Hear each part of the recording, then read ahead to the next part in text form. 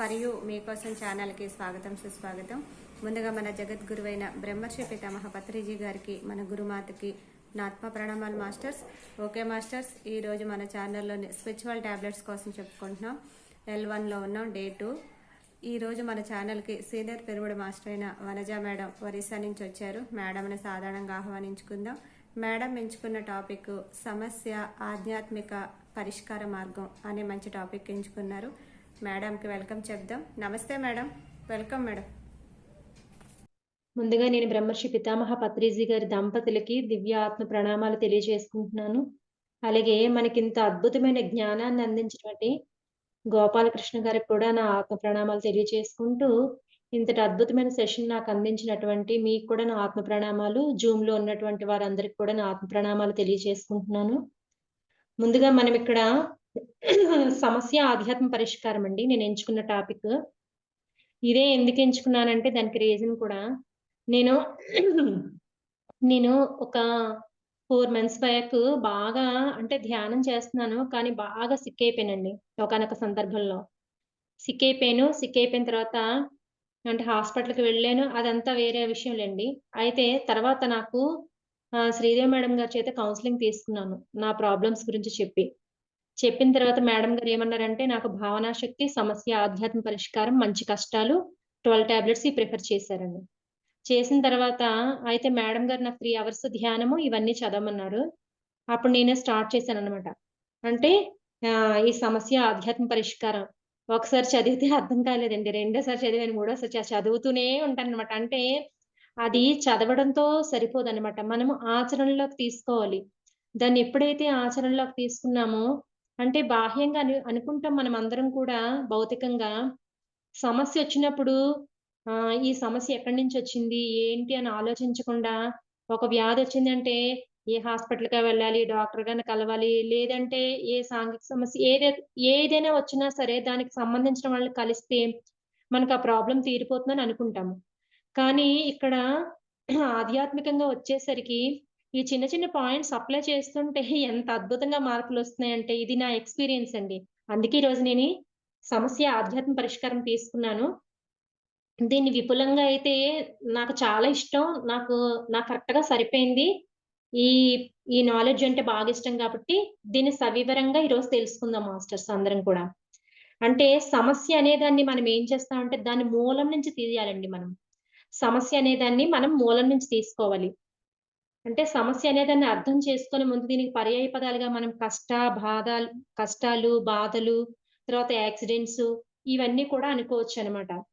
అసలు ఈ సమస్యలకి మనం జరుగుతున్న లేదా జరగబోతున్న సంఘటనల నుండి సరైన అవగాహన పొందడం కోసము మనమే సృష్టించుకుంటాం. ఈ సమస్యలు మనమే సృష్టించుకుంటాం. అంటే ఇప్పుడు ఇంట్లో ఏదైనా చిన్న సమస్యొచ్చిందనుకోండి, దానికి మూల కారణం మనమే.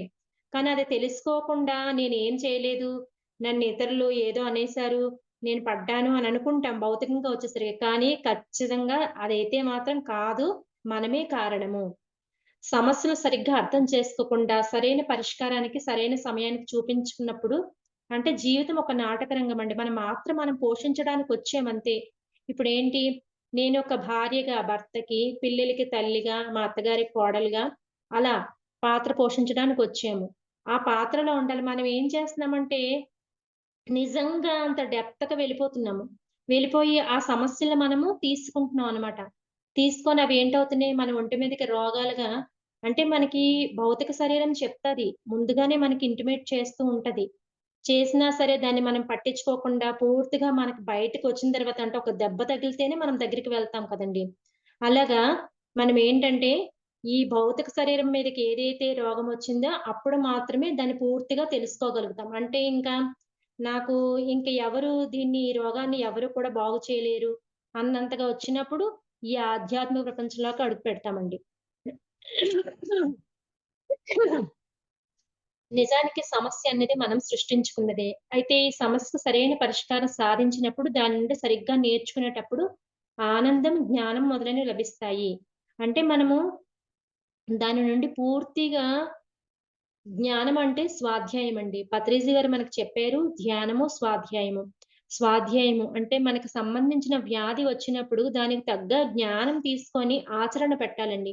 ఎప్పుడైతే మనం ఆచరణ పెడతామో అప్పుడు మాత్రమే ఏదైనా సరే వ్యాధి గాని, లేదా సాంఘిక తలాల్లో సమస్య గాని ఏదైనా సరే తీరిపోతుంది.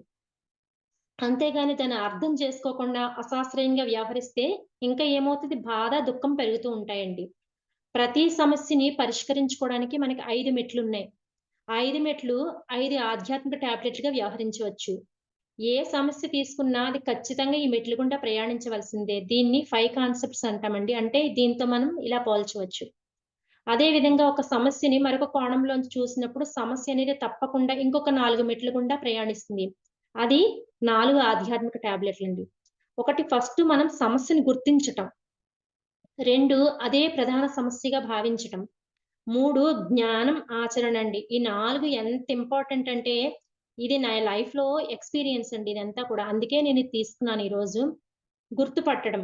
అంటే సాధారణంగా మనకు తెలిసిన ప్రాపంచిక భాషలో సమస్య అంటే భౌతికంగా మనం అనుకున్నది సాధించకపోవటము, లేదా వ్యక్తులు సహకరించకపోవటము, కాలం కలిసి రాకపోవటం మొదలైనవి. ఇవి ఆధ్యాత్మిక పరిష్కారం కావాల్సిన వారు అసలు సమస్యను గుర్తుపట్టడంలోనే తమ అంటే మనము ఆధ్యాత్మ ప్రపంచంలోకొచ్చేసరికి అసలు సమస్యని గుర్తుపట్టాలి. ఏంటి? ఈ సమస్య ఎందుకు? ఇప్పుడు నా ఇంట్లో వస్తే నా భర్త ఎందుకు నా మాట వినట్లేదు? మామూలుగా ప్రతి గృహిణి అనుకునే మాటే ఇది. ఎందుకు వినట్లేదు అనుకుంటాము. కానీ నేనేం చేస్తున్నానో ఆలోచించాలి. అంటే అక్కడ సందర్భం నేనేం మాట్లాడుతున్నాను? ఆయన ఏం మాట్లాడుతున్నారు?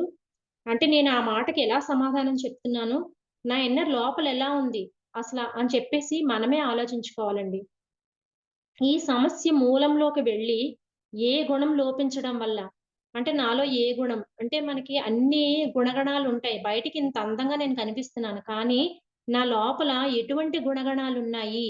అంటే కోపం అవ్వచ్చు, లేదా అసూయ అవ్వచ్చు, లేదా ద్వేషం అవ్వచ్చు, తృష్ణ, మితిమీరిన కోరికలవ్వచ్చు. ఇటువంటివన్నీ గుణగణాలు కలిపి ఉంటాయి కదండీ మనలో.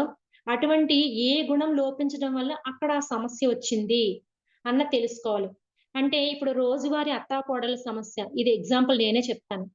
మా ఇంట్లో మా అత్తగారు ఏంటంటే ఆవిడ అనుకున్నది అవ్వాలి అనుకుంటారావిడ. నేను కోడలుగా ఏమనుకుంటాను, అబ్బా! ఏంటి ఈవిడ అస్తమాను ఈవిడనుకున్నదే అవ్వాలనుకుంటుందని చెప్పేసి నేననుకుంటూ ఉంటాను. అక్కడ ఈ అత్తాకోడళ్ళ సమస్యకి పరిష్కారం ఏంటంటే, అహంకారం అనే భావాన్ని వదిలివేయాలండి. అంటే నేను చెప్తే తను మాట వినాలి అన్న భావన ఆవిడ విడిచిపెట్టాలి. ఈ కోడలు ఆవిడ నుంచి సహనం, ఓర్పు అనే గుణం నేర్చుకోవడానికే మనం ఈ అత్తగారిని పైనుంచి ఎంచుకొని తెచ్చుకుంటాము. అంటే మనం ఓర్పు, సహనం నేర్చుకోవాలి. ఇప్పుడు చిన్న ఎగ్జాంపుల్ ఏంటి? ఇప్పుడు మా ఆయన గారు, నేను, మా అత్తగారు ముగ్గురు ఉన్న సందర్భంలో నేను గమనిస్తూ ఉంటాను. ఎందుకంటే మనము ధ్యానంలో ఉన్నాం. ధ్యానం చేస్తున్నాము. మరి మన లోపల గుణగణాలు ఎలా ఉన్నాయి? మనం చెక్ చేసుకోవాలంటే అక్కడ కర్మ చేయాలి. ఆ కర్మ చేస్తేనే నేనెలా ఉన్నానో నాకు తెలుస్తుంది. అయితే ఈవిడ ఒక విషయం చెప్తే, ఆ కొడుకు ఏం చెప్పినా సరే ఓకే అంటాడు. మనం ఏమైనా చెప్పేసరికి అంటే మనల్ని మన మాట వినిపించుకోకుండా ఆవిడ మాటే వింటున్నప్పుడు మనకేమనిపిస్తది? అబ్బా! ఏంటి ఇతను ఎప్పుడు చూసినా అమ్మ, అమ్మ, అమ్మ అంటాడు. నా మాటే పట్టించుకోవట్లేదు అనుకుంటామండి. కానీ అక్కడ సరిచేయవలసిందేంటంటే, ఇవన్నీ నా సొంత ఎక్స్‌పీరియన్స్. అక్కడ సరిచేయవలసిందేంటంటే మనం మారాలి. మనం మారితేనే అక్కడ అవన్నీ సెట్ అయిపోతాయండి. ఎంత అద్భుతంగా సెట్ అయిపోతాయంటే చాలా అద్భుతంగా వాళ్ళందరూ కూడా సరెండర్ అయిపోతారు. ఇంకా తను చెప్పింది ఓకే. ఈయన చెప్పారు ఓకే. అని చెప్పేసి ఎవరు ఎలా ఉన్నా సరే వాళ్ళని అలా అంగీకరించాలండి ఫస్ట్. ఇది చాలా అంటే చాలా ఇంపార్టెంట్. వాళ్ళకి అంగీకరించాలి. కృతజ్ఞతా భావం కలిగి ఉండాలి. కృతజ్ఞతా భావం ఎవరు ఎలా ఉంటే వాళ్ళని అలా అంగీకరిస్తూ ఉంటే సమస్యలు వాటికవే సమసిపోతూ ఉంటాయండి. ఇంకా సమస్య మన చుట్టూ ఉండదు. ఈ అత్తాకోడళ్ళ సమస్యొచ్చేసరికి ఎలా ఉంటదంటే వీళ్ళ యుద్ధం గూడా ఎలా ఉంటదంటే ఆహ్, వాళ్ళ తాలూకా వాళ్ళని బాగా చూడలేదనో, లేదా ఈ కూర బాగా వండలేదనో, వాళ్ళ తాలూకా వాళ్ళని చూడలేదనో, లేదా చిన్న చిన్నవండి అవే ఒక యుద్ధంలా తయారవుతూ ఉంటదనమాట. అలా కాకుండా మనం ఎప్పుడైతే ధ్యాన స్థితిలోకొస్తామో, మనలో చాలా నేను ఫస్ట్ ధ్యానం చేసేటప్పుడు ఒక 41 డేసు చాలా అద్భుతంగా ధ్యానం చేశానండి. ఆ ధ్యానం చేసినప్పుడు నాకు తెలియని ఒక ప్రేమతత్వం వచ్చేసేదనమాట. అంతకుముందు మా అత్తగారంటే కొంచెం ఎక్కడో నాకు ఏవగింపుండేది. అబ్బా! ఏంటి ఈవిడ ఎప్పుడు చూసినా ఇలా ఉండేది. కానీ ధ్యానం చేసిన తర్వాత 40 వండర్స్‌లో నాలో ఎంత చేంజింగ్ అంటే, ఒక తల్లిలాగా నేను స్వీకరించడం జరిగింది. నేను ధ్యానం చేసినప్పుడు తనేమనేదంటే, "ఏంటి ఆ రూమ్‌లోకెళ్ళిపోవడం గంటలు గంటలు ధ్యానం చేయడం, ఇంక 24 గంటలు ఇదే పనా?" అనేసనేది. అది కూడా మనకి ఇందులో సబ్జెక్ట్ వస్తదండి. అనేది. అంటే నాకు కొంచెం హెల్త్ కంప్లెయింట్స్ ఉండేవి. దానివల్ల నేను చేయటం వల్ల నాకు బాగుందని నేను చేసుకునేదాన్నప్పుడు. నాకివన్నీ జరుగుతాయని ఏం తెలీదు. ఒక్క హెల్త్ కంప్లెయింట్ మీద నేనొచ్చాననమాట. అది తగ్గిపోయింది. తగ్గిపోతుంటే నన్ను మా అత్తగారు గమనించారు. మనం చూడండి, మనం ధ్యానం చేస్తున్నప్పుడు మనకు మనం ఫీల్ అవ్వడం గాదు. నేను ధ్యానం చేశాను, నేను గొప్పదాన్నవుతున్నాను అని చెప్పి మనకు మనం ఫీల్ అవ్వడం కాదు. మనల్ని చూసి ఇతరులు ఎప్పుడైతే అలా ఫీల్ అవుతున్నారో, అప్పుడు మనం ధ్యానం బాగా చేసినట్లండి. అప్పుడు మా అత్తగారు మీరు చెయ్యండి. మీకు బావుంటది" అని చెప్పేదాన్ని. అప్పుడు ఆవిడకి నిద్ర బాగా పట్టేది కాదండి. నిద్ర బాగా పట్టేది కాదు. కొంచెం ముడుకులు నొప్పులవి వచ్చేవి. అంటే భౌతికంగా వయసు రీత్యా వచ్చాయంటారు. కానీ ఆవిడ నన్ను చూసి నేను ఇన్‌హేలర్ రోజు వాడేదాన్నండి. నేను వాడటం మానేశాను దాన్ని. వాడటం మానేస్తే అప్పుడు నన్ను చూసి ఏంటి ఇలాగ లోపలికెళ్ళి చేస్తూ ఉంటే దీనికి కొంచెం బాగున్నట్టుంది అనిపిచ్చిందేమో ఆవిడకి. నేను చెప్తే చేయలేదు. సరే ఆవిడ స్థితొచ్చినప్పుడు ఆవిడే చేస్తదని అనుకున్నాను. అనుకుంటే పెద్దావిడ గదండీ! ఆ లోపల తలుపేసుకొని చేయడం మొదలుపెట్టింది. మొదలుపెట్టి ఆవిడ కూడా అలా నెమ్మదిగా రోజు ధ్యానం చేయడం మొదలుపెట్టింది. బావుందనిపిచ్చిందేమో. ఆ ధ్యానం చేస్తుంటే ఆవిడకి కొంచెం హెల్త్ బావుందనమాట. అంటే నిద్ర పట్టేసేది బాగా. నిద్ర పట్టేసేది, ముడుకులు నొప్పులు తగ్గాయి. అప్పుడు ఒక 10 రోజులు పోయిన తర్వాత బయటకొచ్చి ఆవిడేం చెప్పారంటే నాకు, "ఇదేదో బావుంది. నాకు నిద్ర పడుతుంది. ముడుకులు నొప్పులు తగ్గాయి" ఇలాగని చెప్పేసన్నది. అప్పుడు చూడండి నేను ధ్యానం ఒక్కసారే చెప్పాను ఆవిడకి చేయమని. ఇది చెప్పడం ఏంటి, నేను చేయడం ఏంటి అంటే ఒక అహంకారం. కానీ ఆ తర్వాత నాలో మార్పు చూసి తను అంటే ఎలా అయిపోయిందంటే ఒక తల్లి కూతుళ్ళ బంధంలాగా అయిపోయిందండి. మాదేంటంటే తను పని చేస్తానంటే నేను గబగబా వెళ్లి చేయడం. లేదు నేను జేస్తానంటే చాలా చేంజింగొస్తుంది. మా ఆయన చూసైతే ఎంత షాక్ అయ్యారంటే ఏంటి ఈళ్ళెప్పుడు గూడా ఏదో యుద్ధ వాతావరణంలా ఉండేది అదంతా పోయింది. ఇంత శాంతంగా ఉన్నారేంటి అనేసి ఆయన కూడా ఆ తర్వాత ధ్యానిగా మారారండి. అదొక విషయం చెప్తున్నాను మామూలుగా. అంటే అంత అద్భుతంగా మనల్ని ఇతరులు గమనించి ఇంత అద్భుతంగా చేస్తున్నప్పుడు మాత్రమే మనం ధ్యాని అనుకోగలం. అలా ఉంటుందనమాట. అదే విధంగా ఒక బాస్‌కు సబార్డినేట్‌కునండి. అంటే ఒక బాస్ ఏం చేస్తారంటే మధ్య జరిగే సంపూర్ణత పొందేంత వరకు ఆ పోరు సాగుతూనే ఉంటది. బాస్‌కి, సబార్డినేట్‌కి ఎలా ఉంటది? ఆ బాస్ ఏంటాడు నువ్వు పని బాగా చేయలేదనో, లేకపోతే ఏదో కంప్లెయింట్ ఉంటూనే ఉంటది. మనం ఒకానొక పనిలో సంపూర్ణత పొందాం అనడానికి తార్కాణం మనం ఇంతకన్నా మంచి అవకాశం వచ్చి ఉద్యోగం మారి కొత్త వారిని వెళ్ళటం, లేదా ఒక్కొక్కసారి ఏకంగా మనల్ని పీడించే బాస్‌గా ట్రాన్స్‌ఫర్ అయ్యి మనల్ని మనం వదిలి వెళ్ళడం ఇదే ఎలాగైనా జరగొచ్చు. అది ఖచ్చితమండి. అదేంటంటే నేనే ఎగ్జాంపుల్ దానికి కూడా. మా అత్తగారు ఇంకా ఎక్కడో చిన్న ఉండిపోతాయండి మనం ఇలా ధ్యానం చేసినప్పటికి కూడా. అప్పుడు ఎప్పుడైతే ఆ సందర్భం వస్తుందనగా నేనిక్కడికొచ్చేస్తున్నాను. అంటే ఒరిస్సా. అనకాపల్లి మా ప్రాపర్ అండి. అక్కడుంటాను. ఎప్పుడైతే ఇటువంటి సిట్యుయేషన్ ఒస్తుంది, ఆ బాధకి లోనవుతున్నాను, ఏంటి నేను ధ్యానం చేస్తున్నాను కదా! అనుకున్నప్పుడు అప్పుడు నాకు తెలియకుండానే ఆహ్, ప్రకృతి ఆ విశ్వం ఏంటంటే నన్నిక్కడికొచ్చే పరిస్థితిని కల్పిస్తుంది. అంటే ఇక్కడేంటంటే ఒక ఆఫీస్‌లో చెప్పారన్నమాట. బాస్ చేత పీడించబడుతున్న సబార్డినేట్ ఇలా ధ్యానం చేసి ఇలా ఎప్పుడైతే మనము ఆ సమస్యని మూలం నుంచి తీసుకున్నామో, సంపూర్ణత పొందామో, అక్కడి నుంచి ఆ బాస్‌కి ట్రాన్స్‌ఫర్ అవ్వడం గాని, లేదంటే ఈ సబార్డినేటే వేరే చోటకి వెళ్ళడం కానీ జరుగుతుందన్నమాట. మనము ఏ గుణాలు నేర్చుకోవడానికి ఇతరులతో భేటీ అవుతున్నామనే మూలంలోనికి వెళ్లి ప్రశ్నించుకొని సంబంధిత గుణాన్ని గుర్తుపట్టి, అదే గుణాన్ని రోజువారీ ఇతర సమస్యల్లో కూడా లోపించి ఉందని గ్రహించి, ఆయా చోటల పాఠాలను అభ్యాసం చేయాలండి.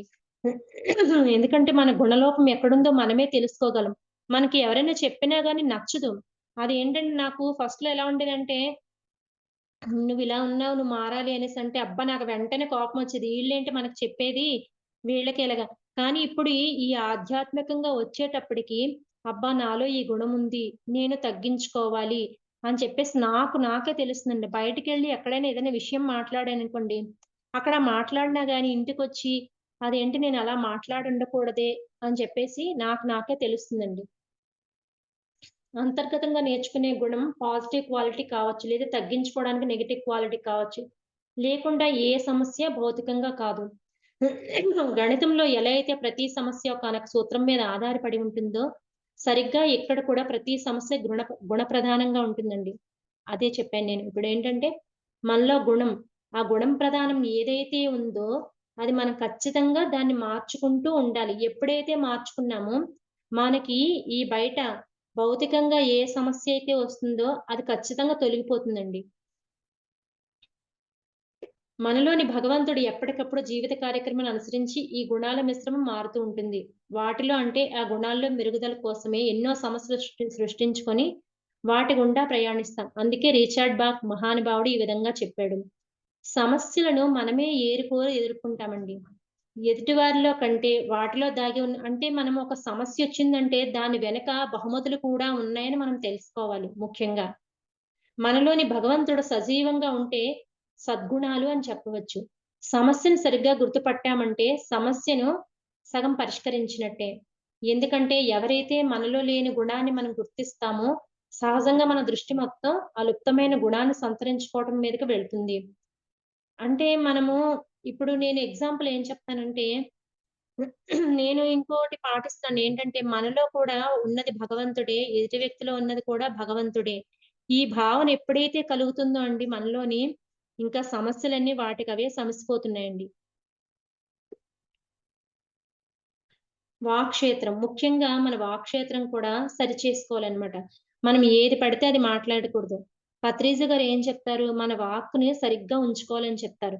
ఎప్పుడైతే మనం ఈ వాక్కుని సద్వినియోగం చేసుకున్నామో, ఏదైతే మన సమస్య ఉందో, ఈ వాక్కుని సద్వినియోగం చేసుకోవటం వల్ల, మన సంకల్ప బలం వల్ల, ధ్యానం వల్ల ఆ సమస్య పరిష్కారం అవుతుంది. అంటే మన వాక్కుని మనం సరిచేసుకోవాలండి.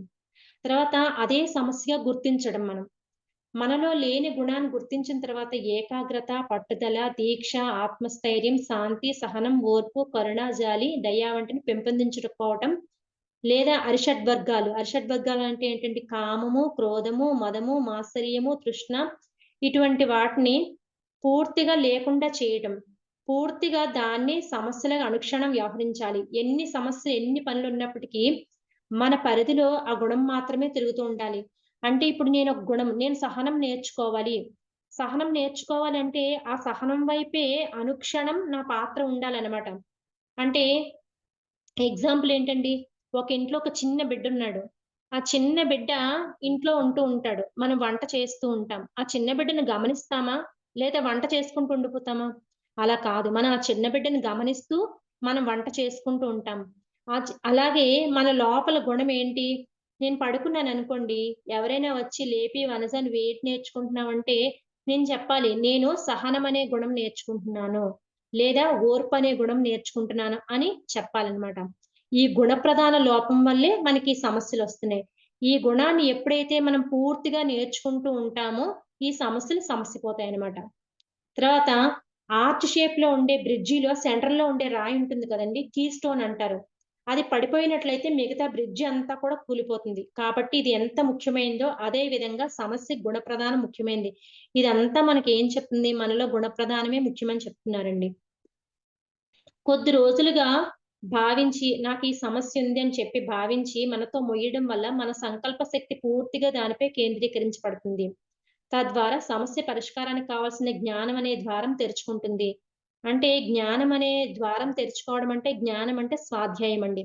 అంటే ఆ స్వాధ్యాయము మనకి హ్మ్.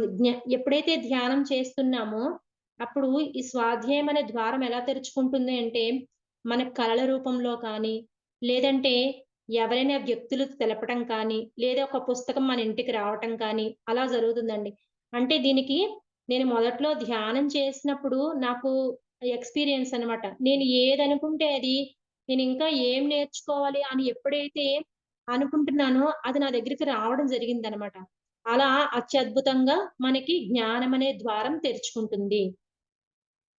రోజుకో సమస్యని పట్టుకొని ఊరికే ఏది తేల్చకుండా అన్నీ పరుచుకొని కూర్చోవడం వల్ల ఉపయోగం ఉండదు. ప్రధాన సమస్యను గుర్తించి దాని గుణాన్ని ఛేదించి దాన్ని మాత్రమే వల్ల బుర్రలో మోయటం వల్ల స్వల్పకాలంలో ఆ సమస్య పరిష్కారాన్ని తగ్గ జ్ఞానం పొందుతాము. దీని గురించి ధ్యానంలో లేదా 6 నెలలు గాని ఒక దీక్ష తీసుకోవచ్చు. అంటే మనం ఏదైనా జ్ఞానం కావాలి. ఇప్పుడు మనలో గుణ సమస్య ఉంది అంటే, ఆ గుణ సమస్య ఒక బుక్ చదువుతామండి. ఆ బుక్ చదువుతూ ఉంటే మనకు తెలుస్తది. ఆహా! ఇది నేను భావనా శక్తి చదివాను మేడం. భావనా శక్తి చదువుతూ ఉంటే నాకు తెలిసేదనమాట. అందులో ప్రేమ, శాంతి, కరుణ, ఆశీర్వాదము, కృతజ్ఞతాభావము, క్షమాపణ ఇవి చదువుతూ ఉంటే నాలో ఆహా! ప్రేమ అంటే ఎదుటి వ్యక్తుల్ని ప్రేమించాలి. Unconditional love. మనము అందరినీ కూడా సమాన భావంతో చూడాలి. మళ్ళా కృతజ్ఞత అంటే మనం ఏం చేస్తామంటే భగవంతుడి దగ్గరికెళ్లి అందరం కూడా హ్మ్. భగవంతుడా నాకొక ఇల్లివ్వు, నా బిడ్డల్ని బాగా చూడు, నా భర్తను బాగా చూడు, నాకు ఇదివ్వు, అదివ్వు అని కోరుతాము. అది కాదండి. భగవంతుడి దగ్గరికెళ్లి మనకి అయితే అవసరాలు తానిచ్చాడో వాటన్నిటి కృతజ్ఞత తెలుపుతూ ఉంటే అవే సమృద్ధిగా అవుతాయండి. అంటే ఎంత మంచి పాయింట్ అంటే ఇప్పుడు చూడండి నాకు తినటానికి తిండిచ్చావు. భగవంతుడా నీకు కృతజ్ఞతలు. నా కనీస అవసరాలు తీరుస్తున్నావు. భగవంతుడా నీకు కృతజ్ఞతలు. నేను ఉండటానికి ఇల్లునిచ్చావు. భగవంతుడా నీకు కృతజ్ఞతలు. అంటే విశ్వంలో ఏది కూడా కొరత లేదంటండి. అన్నీ కూడా సమృద్ధిగా ఉన్నాయి. కానీ మన భావనలతో మనం కొరత సృష్టిస్తున్నాం అక్కడ. అంటే మనము ఇవన్నీ ఎప్పుడైతే కృతజ్ఞతా భావం కలిగి ఉంటామో అవన్నీ కూడా మనకు సమృద్ధిగా లభిస్తాయి. ఇప్పుడు ఒక పండు తిన్నామనుకోండి, దానికి కృతజ్ఞత మనం చెప్పామనుకోండి, అది మల్టిపుల్ అవుతుంది. అది ఇది నేను ఎక్స్‌పీరియన్స్ చేస్తున్నవి ఇవన్నీ కూడా మీకు చెప్తున్నవి. అంటే ఈ సబ్జెక్ట్ తెలుసుకుంటూ నా ఎక్స్‌పీరియన్స్‌ని కూడా అక్కడక్కడ నేను షేర్ చేస్తూ ఉన్నానన్నమాట. ప్రతి దానికి మార్నింగ్ పడుకునే మనము బెడ్‌కి కృతజ్ఞతలు. మనం కప్పుకునే దుప్పటికి అక్కడి నుంచి మనకి చిన్న చిన్న ఇవన్నీ లాజిక్‌లాగా అనిపించినప్పటికి కూడా ఇదే ఖచ్చితమండి. ఎప్పుడైతే మనం చెప్తూ ఉన్నామో, అవన్నీ కూడా మల్టిపుల్ అవుతూ ఉంటాయి. ఇంటికి కృతజ్ఞత చెప్తే ఆ ఇంటి మల్టిపుల్ అలా అవుతూ ఉంటాయండి. ఫుడ్‌కి సమృద్ధిగా ఉంటుంది. మన కనీస అవసరాలు. ఎప్పుడైతే ఈ భగవంతుడికి మనం అలా కృతజ్ఞత తెలుపుతూ ఉన్నామో, భగవంతుడు అనుకుంటాడట, అందరూ వచ్చి నాకు అదివ్వు, ఇదివ్వు, ఇదివ్వు అని అంటారు కానీ, నేనిచ్చిన వాటికి ఎవరు కృతజ్ఞత తెలపరేమని అనుకుంటారటండి. కానీ ఎప్పుడైతే మనం కృతజ్ఞత తెలుపుతూ ఉంటామో, అలా మనకన్నీ సమృద్ధిగా లభిస్తూ ఉంటాయండి. జ్ఞానం. ఎప్పుడైతే అదే ప్రధాన సమస్యగా గుర్తించడం అనే స్థాయిలో సమస్యని ఊరబెడతామో, అప్పుడు ఆ సమస్య పరిష్కారానికి కావాల్సిన జ్ఞానం పలు మార్గాల నుండి మన వద్దకు చేరడం మొదలవుతుంది. అంటే ఎవరైనా చెప్పాను కదండీ! ఎవరైనా బుక్ ఇవ్వడము, లేదా కళ్ళ ద్వారా గాని, లేదా వ్యక్తి వచ్చి మన దగ్గర చర్చించడం గాని, ఇలా జరుగుతూ ఉంటుందనమాట. ఒక్కొక్కసారి దాదాపుగా బయట సమస్యలే ఎదుర్కొని దానికో పరిష్కార మార్గాన్ని కనుగొని వ్యక్తి తారసపడి వారి అనుభవాలని అంటే సజ్జన సాంగత్యం అనుకోవచ్చు. సజ్జన సాంగత్యం ద్వారా ఒక్కొక్కసారి ఇప్పుడు నేను క్లాస్ చెప్తున్నప్పుడు కూడా ఎవరికో చురుక్కుమని ఆహా! నేను కూడా ఇలాగే ఉన్నానే, అంటే నేనిది మార్చుకోవాలా అనిపిస్తూ ఉంటుందనమాట. ముందుగా సమస్య పరిష్కారానికి సంబంధించిన దగ్గరగా ఉంటే అనేక పరిష్కార మార్గాలొస్తాయి. తొందర పడకుండా ఓపికతో వేచి ఉంటే సరైన పరిష్కార మార్గాన్ని పొందగలుగుతాం మనం. సామూహిక సమస్యలో మన పాత్ర ఎంతవరకు ఉంటే అంత మాత్రమే జ్ఞానాన్ని ఈ సమస్య విషయంలో పొందుతాం. సరైన జ్ఞానంతో సమస్యను పరిష్కారం లభించినప్పుడే దాన్ని ఆచరణ పెట్టడం ద్వారా భవిష్యత్తు ఎలా ఉండవచ్చనేది అప్పటికప్పుడు ఒక మెరుపులా తప్పక తెలుస్తుందనమాట. ఇప్పుడు మనకి ఏదైనా సమస్యొచ్చిందనుకోండి, మనం గుణాలు సరిచేసుకొని, జ్ఞానం వల్ల మాత్రమే మనం గుణాలు సరిచేసుకోగలం. అంటే మనం స్వాధ్యాయం చేస్తూ ఉంటేనే మన జ్ఞానం సరవుతుంది. అప్పుడు మాత్రమే మన గుణాన్ని సరిచేసుకుంటామనమాట. అప్పుడే మన సమస్యలు సమసిపోతూ ఉంటాయి. అంటే ఉదాహరణ ఏంటంటే ఇక్కడ, మనలోని కోపం వల్ల ఎన్నో అనర్థాలు జరుగుతూ ఉంటాయండి. అది గ్రహించిన తర్వాత మనం ఏం చేయాలి జ్ఞానంలోకొచ్చిన తర్వాత, నాలో అధికంగా కోపముంది. ఈ కోపాన్ని నేను తగ్గించుకోవాలి అని చెప్పి అటువైపే మనం ఎప్పుడు కూడా నేను కోపం తగ్గించుకోవాలి, ధ్యానంలో సహనం నేర్చుకోవాలి అని చెప్పేసి మనదంతా మన యొక్క సంకల్పమంతా అటుగా పెట్టుకుంటూ ఉండాలనమాట. ఇప్పుడు ఎప్పుడైతే మనం ధ్యానం చేస్తూ, ఈ స్వాధ్యాయం చేస్తూ ఉన్నామో, మనలోని కోపం ఆటోమేటిక్‌గా తగ్గిపోయి, చక్కగా మనకి మనం కంట్రోల్‌లోకొచ్చేస్తాం. అనుభవమే జ్ఞానము అన్న నానుడిని బట్టి మనం పొందిన జ్ఞానం తప్పక మన సమస్యలను ఇప్పుడు చెప్పాను కదండీ! మన సమస్యలు పరిష్కరించుకోవడం చాలా సులభమవుతుందనమాట.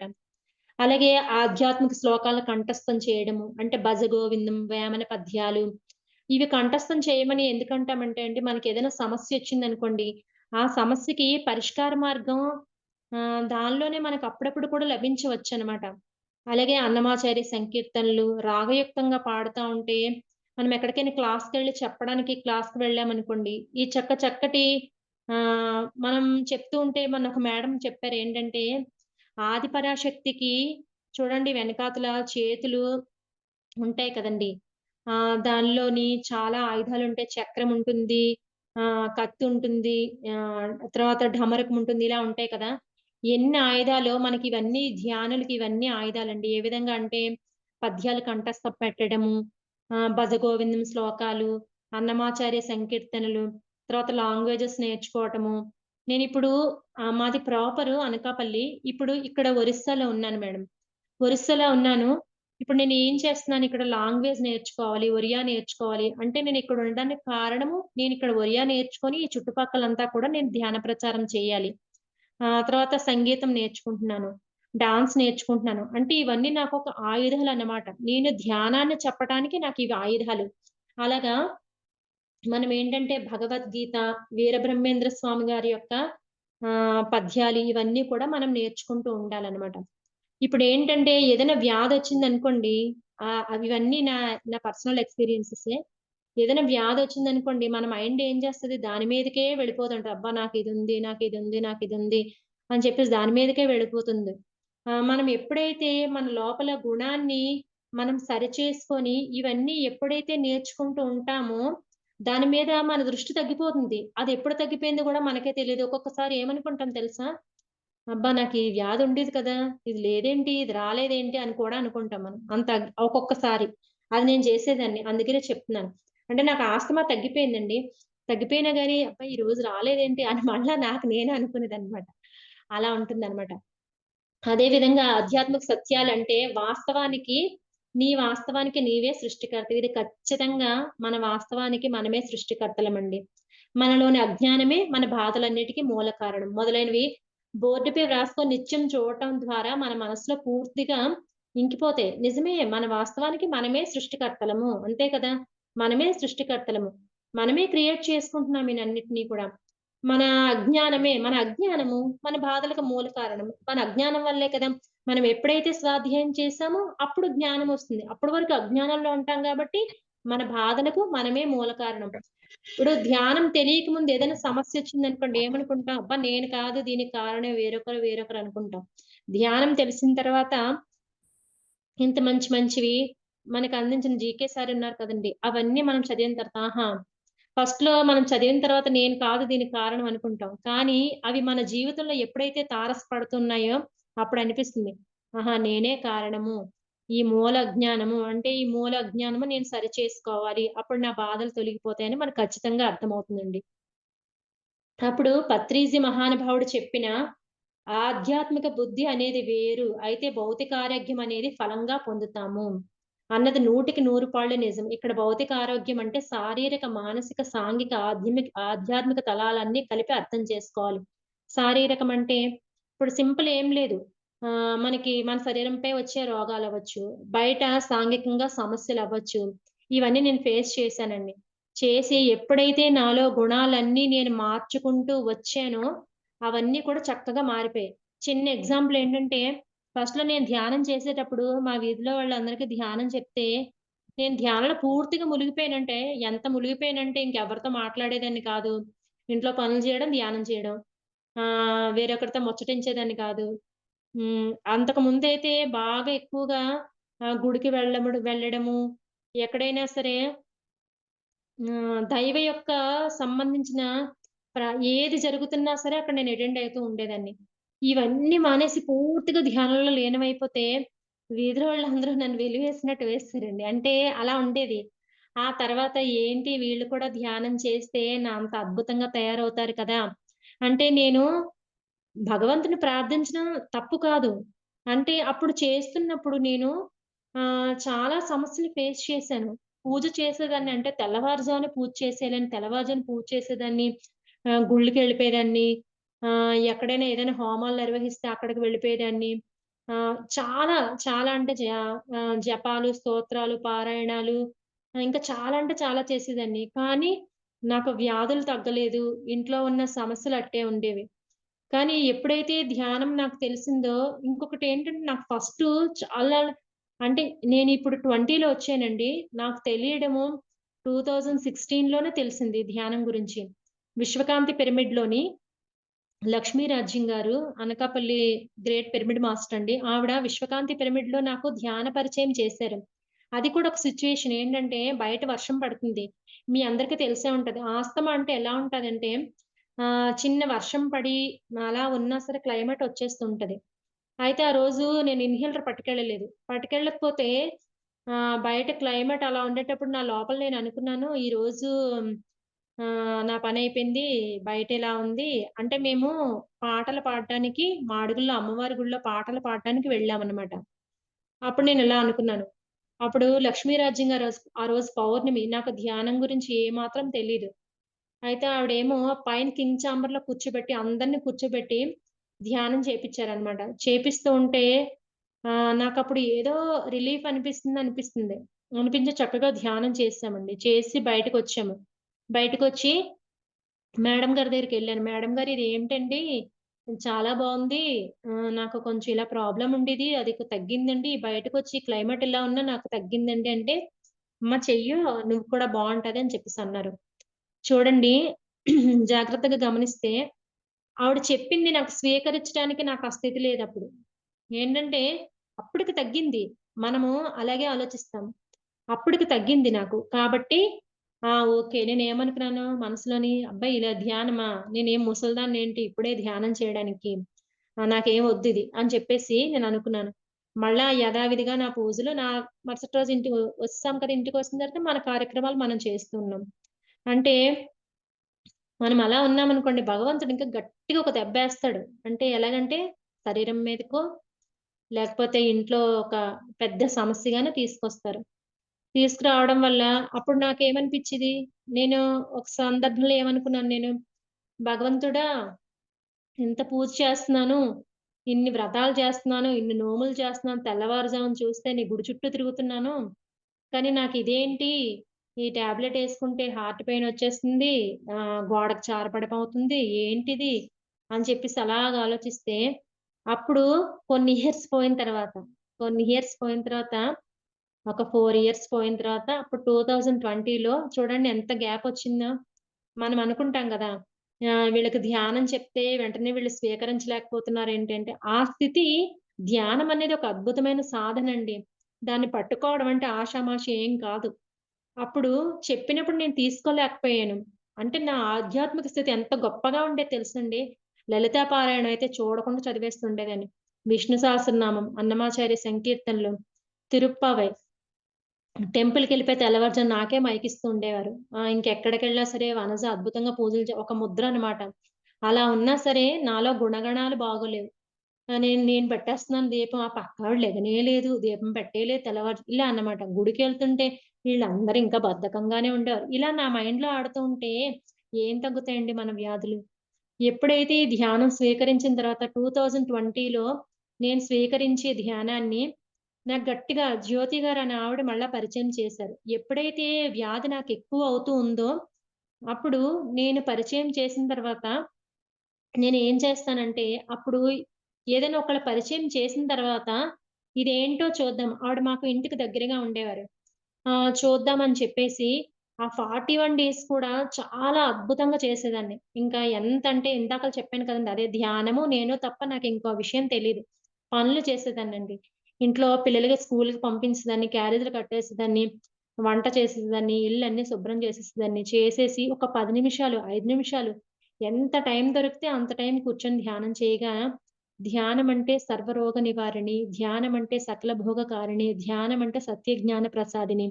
ఈ మూడిటిని కూడా నేను వెంటనే అంటే వెంటనే అండి. చాలా తక్కువ టైంలోనే నేను స్వీకరించగలిగాను. దాంతో పాటు నాకు ఆవిడిచ్చిన బుక్స్ కూడా నేను చదువుతూ ఉండేదాన్ని. అంటే ధ్యానము, స్వాధ్యాయము, సజ్జన సాంగత్యం ఈ మూడిటిని కూడా నేను చాలా అద్భుతంగా చేశాను ఆ 41 డేస్‌లో. అప్పుడు నాకు ఇంచుమించు 15 డేస్‌లోనే ఆ వ్యాధి తగ్గిపోయింది. మళ్ళీ ఎక్స్‌పెరిమెంట్ కూడా చేశాను నేను. అంటే ఆస్తమా అంటే పెరుగు పడదనమాట దానికి. పెరుగు పడకపోతే ఒక ఏం చేశానంటే ఒక నైటు చిక్కటి పెరుగులోని పంచదార కలుపుకొని తాగేసాననమాట. ఇది వస్తుందా? రాదా? అని. నా మీద నేనే ఎక్స్‌పెరిమెంట్ చేశాను. ఎందుకు నాకు ఇన్ని రోజులు బట్టి ఇది రాలేదు? కారణం ఏంటి? అంటే నేను ధ్యానం చేస్తున్నాను. దాని యొక్క శక్తి నాకు తెలీదు. చేస్తుంటే ఆ మరుసటి రోజు నాకేం లేదు. అంటే అది నా లోపల నుంచి వెళ్ళిపోయింది. వెళ్ళిపోవడం అంటే ఏంటంటే ఇక్కడ నా గుణలోపం ఏంటొచ్చింది అంటే, మా అత్తగారున్నారనుకోండి ఆవిడ ఏదైనా వెంటనే సమాధానం చెప్పేయడం. మా ఆయన గారు ఏమనంటే వెంటనే సమాధానం చెప్పడం. ఇలా కాకుండా ఎవ్వరు చెప్పకుండా నాలో నేనే ధ్యానం చేస్తూ ఉంటే నాలో అన్‌కండీషనల్ లవ్ ప్రేమతత్వం అలా వచ్చేస్తూ ఉండేదనమాట. అందరి పట్ల కూడా సమభావన, ప్రేమ ఎంతైతే వస్తుందో నాలో ఎంతైతే మార్పు చెందుతూ ఉన్నానో, అప్పుడు నాకు అది దాని నుంచి నేను బయట పడిపోయాననమాట. అంత అద్భుతంగా ఉంది. ఆ తర్వాత ఆచరణండి. మనం ధ్యానం చేస్తాము, స్వాధ్యాయం చేస్తాము. స్వాధ్యాయం చేస్తే ఏంటి? ఒక క్షమాతత్వం తీసుకున్నామనుకోండి. ఆ క్షమాతత్వం ఆచరణ చేయాలి మన జీవితంలో. అంటే నేను ఎవరికైనా మనము పుట్టిన దగ్గర నుంచి ఇప్పటి వరకు ఎన్నో చేసుంటాం మన అజ్ఞానం వలన. అవి చేసినప్పుడు వాళ్ళకి మనము క్షమార్పణ నా వల్ల మీరు ఏదైనా బాధ కలిగించి ఉంటే, ఎదురుగా మనం చెప్పలేని పరిస్థితొచ్చినా సరే, బాధ కలిగించి ఉంటే నన్ను క్షమించండి అని చెప్పి మన ధ్యానంలో కూర్చొని, ఆ దివ్యాత్మని ఇన్వైట్ చేసి క్షమాపణ చెప్పటం. మిమ్మల్ని నేను మనస్ఫూర్తిగా క్షమించాను. మీరు కూడా నన్ను మనస్ఫూర్తిగా క్షమించండి. ఇలా క్షమాగుణ ఎప్పుడైతే అప్లై చేస్తూ ఉంటామండి, ఆచరణ అన్నదానికి నేను చెప్తున్నాను. అంటే ఆ క్షమాగుణం మనం ఆచరిస్తూ ఉన్నామో, మనకేదైతే సమస్యుందో, ఈ ఆచరించడం వల్ల ఆ సమస్యలు సమసిపోతూ ఉంటాయి. అలా కష్టపడి మన సంకల్ప బలంతో మనం ద్వారం వద్దకు వచ్చిన జ్ఞానాన్ని స్వీకరించి ఒప్పుకొని దాన్ని నిత్య జీవితంలో పూర్తి స్థాయిలో వెనువెంటనే సమర్థతో ఆచరణలో పెట్టాలి. అప్పుడు మాత్రమే మనం గుర్తించిన సమస్య నుండి పూర్తిగా బయటపడే అవకాశం ఉంది. ఆచరణ అంటే అదేనండి. మనం ఎప్పుడైతే మన సమస్యలో గుణలోపాన్ని మనము ఖచ్చితంగా మన గుణలోపాన్ని ఇదంతా ఏం తెలియచేస్తుంది మన గుణలోపాన్ని ఖచ్చితంగా మనం మాత్రమే గుర్తించగలము. ఎప్పుడైతే ఆ గుణాన్ని మార్చుకుంటూ ఉంటామో, మనకున్న సమస్యలన్నీ భౌతికంగా ఉండే సమస్యలన్నీ సమసిపోతూ ఉంటాయన్నమాట. జ్ఞానాగ్ని దగ్ధ కర్మాణం. అంటే భగవద్గీతలో కృష్ణుడు చెప్పాడు కదండీ! మనం ఎప్పుడైతే జ్ఞానాన్ని పొందుతూ ఉంటామో, ఈ జ్ఞానాన్ని ఎలా పొందుతూ ఉంటాము? స్వాధ్యాయం ద్వారా మనం జ్ఞానాన్ని పొందుతూ ఉంటామో, మన యొక్క కర్మలన్నీ దగ్ధమవుతూ ఉంటాయండి. వాక్యము స్వస్థత పరచును. మంచి మంచి వాక్యాలు మనం చదువుతూ ఉంటే, మన వ్యాధులు సమసిపోతాయండి. ఖచ్చితంగా సమసిపోతాయి అంతే. జ్ఞానాన్ని పొంది దాన్ని ఆచరణలో పెట్టాలి. అంటే మనం మంచి మంచి పుస్తకాలు చదువుతాం కదా! ఈరోజు నా దగ్గరికి ఒక పుస్తకం వచ్చింది. సమస్య ఆధ్యాత్మ పరిష్కారం వచ్చింది. అంటే నా అత్తాకోడళ్ళ సమస్యొచ్చిందనుకోండి. నేను సహనం, ఓర్పు నేర్చుకోవాలి. ఆ గుణాన్ని నేను అలవాటు చేసుకుంటే మా ఇద్దరి సమస్య తగ్గిపోతుంది. అంతే కదా! అది ఎప్పుడైతే చేశామో, ఆచరణలో పెట్టామో ఆ సమస్య పోతుందని చెప్తున్నారు. అంటే ఈ సమస్యని అదే విధంగా ఆచరణ స్థాయిలో సమస్య యొక్క పరిమాణం బట్టి ఒక్కొక్కసారి కొన్ని రోజులు లేదా కొన్ని నెలలు మనం గుర్తించిన సత్యాన్ని సంఘటనలో మనకు మనం రుజువుపరుచుకోవాల్సొస్తుంది. అదొక క్లిష్ట పరిస్థితి దాటిన తర్వాత ఏదో ఒక రోజు తప్పక మనం ఎదుర్కొంటున్న సమస్య అద్భుతంగా దానికదే పరిష్కారం అవ్వడం గమనిస్తాం. ఖచ్చితంగా పరిష్కారం అవుతదండి. మన గుణలోపం ఎప్పుడైతే మార్చుకున్నామో ఎందుకక్కడ పరిష్కారం అవ్వదు? తను చూస్తారు, మా అత్తగారు చూస్తారు. ఏంటి ఎప్పుడు ఏదన్నా సరే ఏదోటనేది ఇప్పుడు ఇది అనకుండా గమ్మున కూర్చుంటుందేటంటే నేను సహనం, ఓర్పు నేర్చుకుంటున్నాను. అంటే నేను చదివాను పుస్తకం. నాకు సహనం, ఓర్పు నేర్చుకోమని అలవాటు చేశారు. నేను ఈ 2 అలవాటు చేసుకుంటున్నాను. మా అత్తగారు ఎలా ఉన్నారో అలాగే నేను అంగీకరించాలి అని చెప్పి ఎప్పుడైతే అలా అంగీకరిస్తున్నానో, ఇంకా అక్కడ ఏమీ ఉండదండి. ఆ సమస్య దానికదే పరిష్కారం అయిపోతుంటుంది. అనేక సందర్భాల్లో సరిగ్గా చేయగలిగినప్పుడు కొద్ది రోజుల్లో ఆ గుణానికి ముడిపడి ఉన్న బాహ్య సమస్య వాటికవే పరిష్కారమై తీరుతుంది. ఇక్కడ బయట చూసేవారికి సమస్య దానికదే అంటే ఏమనుకుంటారు ఈళ్ళిద్దరు ఇంత బాగా ఉన్నారేంటండి? అలాగే అనుకునేవారు. ఈళ్ళెప్పుడూ ఏదో గొడవ పడుతూ ఉండేవారు కదా! ఇప్పుడేంటి ఇలా ఉన్నారేంటి అనేసి అనుకుంటారు. అంటే మనలో వచ్చిన చేంజ్‌ని చూస్తారు. కానీ వాళ్ళు మనం చేసిన సాధన వాళ్ళకి తెలీదు కదండీ! అంటే అప్పుడు వాళ్ళు ఆధ్యాత్మికంగా ఆలోచించే వారికి మాత్రమే తెలుస్తుంది. అంటే ధ్యానం చేసిన వాళ్ళకి మాత్రమే ఇది తెలుస్తుంది. అంటే ఎక్స్‌పీరియన్స్ చెప్పమన్నారనుకో ఎక్కడికైనెళ్లి, నేను ఎక్స్‌పీరియన్స్ చెప్పాననుకోండి. ఆహా! అయితే ఈమె ధ్యానం చేసి ఈ గుణాన్ని మార్చుకోవడం వల్ల ఈవిడకి వ్యాధి తగ్గింది, ఇంట్లో సమస్య తగ్గిందని వాళ్ళకి మాత్రమే తెలుస్తుంది. మనలో అహంకారం ఉందని గుర్తించినప్పుడు దాన్ని తగ్గించుకునే ప్రయత్నంలో ఎదురైన ప్రతి సంఘటనలో అహంకార రహితంగా వ్యవహరించాలి. ఖచ్చితంగా ప్రతి మనిషికి అహంకారం ఉంటుందండి. అది ఎలా పోతుంది? ధ్యానం చేయటం వల్ల పొరలు పొరలుగా అది వీడుతూ ఉంటుందనమాట అది. ముందు సంపాదించిన జ్ఞానం మనకి ప్రతి సందర్భంలో అహంకారంతో ఉంటే ఎలా ప్రవర్తించేవాడిని, లేకపోతే ఎలా ఉంటున్నామని మనకి మనమే చెక్ చేసుకుంటూ ఉంటాము. అదే విధంగా మనలో ఏకాగ్రత, సహనాన్ని పెంచేలా మరిన్ని సంఘటనలు మనకు ఎదుర్కొనవచ్చు. అది ఖచ్చితంగా ఎదురవుతదండి. ఏంటంటే, మనకు తెలియకుండానే మన గురువులు మనకు టెస్ట్ పెడుతున్నారా అనిపిస్తూ ఉంటది. అప్పుడేం చేస్తాము, ఆ గీత దాటిపోతూ ఉంటాం. దాటిపోయిన తర్వాత లేదు లేదు నేను తప్పు చేస్తున్నాను. అలా కాదు నేను సహనంగానే ఉండాలి, ఓర్పుగానే ఉండాలి. ఎంతొచ్చినా ఇలాగే ఉండాలి అని చెప్పేసి అలా మనకి మనమే అనుకుంటూ ఉంటామండి. అంత అద్భుతంగా ఉంటుందనమాట. ఈ ధ్యానం, స్వాధ్యాయం చేయటం వల్ల, ఆచరణ పెట్టడం వల్ల. సృష్టించిన మనల్ని మనం పరీక్షించుకుంటే దాన్ని గుర్తించి సమన్వయంతో మెలగాలి. అంటే మనమే సృష్టించుకున్నాం కాబట్టి ఈ సమస్యల్ని మనమే పరిష్కరించుకునేలాగా మన గుణాన్ని చక్కగా మార్చుకొని స్వాధ్యాయం చేసి ఆచరణ పెట్టి దాన్ని ఆ సమస్యని పరిష్కరించుకోవచ్చు. ఇక్కడ మరొక ముఖ్యమైన విషయం ఏంటంటే మనం నిర్ణయించుకున్న గుణాన్ని మనం పూర్తిగా నేర్చుకునేంత వరకు ఆహ్, అంటే మనకు ఆ గుణం అండి. నేను ఓర్పు, సహనం నేర్చుకునేంత వరకు కూడా మనకి భౌతికంగా వచ్చిన సమస్య అయితే మనల్ని వదిలిపెట్టి వెళ్ళదు. ఆ! యాంత్రికంగా ఒక పనిలా కాకుండా ఆనందంతో మనసు నిర్ణయించుకున్న, సృష్టించుకున్న సంఘటనలాగా దాన్ని ప్రేమతో స్వీకరిస్తే, ఆ పనిని పూర్తి చేసినప్పుడే మనకు 100కి 100 మార్కుల నుండి ఆ బాహ్య సమస్య నుండి బయటపడతాం. ఖచ్చితంగా. ఆ గుణాన్ని నేర్చుకునేంత వరకు కూడా మనకేంటంటే, ఆ సమస్య మాత్రం సమస్య పోదు. ఎప్పుడైతే ఆ గుణాన్ని నేర్చుకొని ఆచరణ పెడతామో, అప్పుడు మాత్రమే ఆ సమస్య నుండి మనం బయటపడవచ్చు. ఇంకా ఉంది ఆ సమస్య అంటే, మనం ఇంకా నేర్చుకోవాలి. ఇంకా నేర్చుకోలేదు మనం పూర్తిగా మధ్యలోనే ఉండిపోయామని అంతే. నిజంగా సహనం స్థితి పూర్తయ్యుంటే సమస్య ఖచ్చితంగా పోతుందనమాట అది. ఆచరణ అంటే అంత అద్భుతంగా ఉంటుందండి. మనం ఒక బుక్ చదివాము. దానిలోని ఏదో ఒక భావనా శక్తి పుస్తకం చదివాం. లేదా సమస్య అధ్యాత్మ పరిష్కారం బుక్ చదివాం. మంచి కష్టాల పుస్తకం చదివాం. లేదా రహస్యం బట్టబయలైంది బుక్ చదివాం. ఆ చదివితే ఆహా! ఈరోజు చదివేసాము అని పక్కన పెట్టేస్తాం.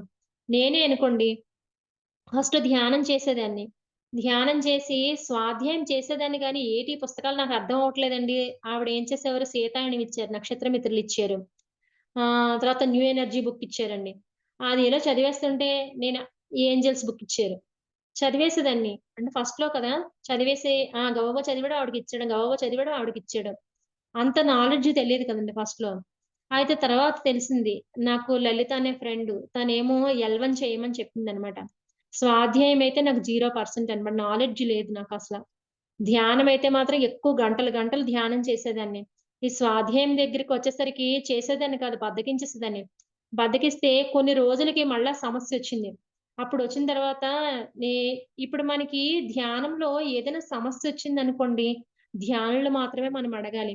బయట వాళ్ళనడిగితే వాళ్ళు బాహ్యంగా మాత్రమే మనకు చెప్తారు. అంటే భౌతికంగా వాళ్ళకి తెలిసింది వాళ్ళు చెప్తారు.